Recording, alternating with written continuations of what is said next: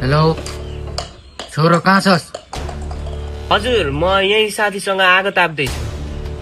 त घर छिटो आइज। आउँछस् आउँदैनस् कि म आउनु पर्छ लिन? ओ हिँड छिटो हिँड छिटो। मैले कतिचोटि तँलाई भनिसकेँ यस्ताको सङ्गत नगर भनेर, अझै पनि सङ्गत गरेर हिँड्छस्। त घर छोडेर जा। तँ यसरी नबिग्री, यस्तोको सङ्गत गरेर नहिन्।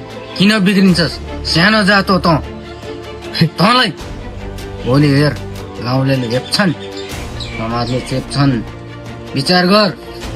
जुन तपाईँ यो जातभातको कुरा गर्दै हुनुहुन्छ नि, मेरो साथीलाई हेप्दै हुनुहुन्छ नि, यो साथी नभएको भए तपाईँको छोरो यहाँ जिउँदो हुन्थेन होला।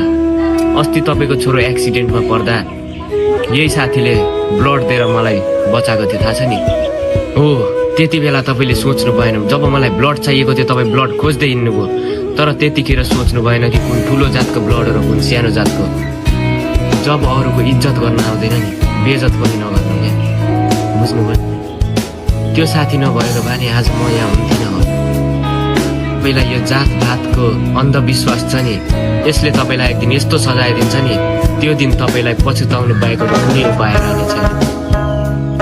बाबु हेर, तैँले जे जस्तो गरिस् दुःख दिस् मलाई, तर मेरो आँखा खोलिस् तैँ। ठिक छ, धन्यवाद तँलाई।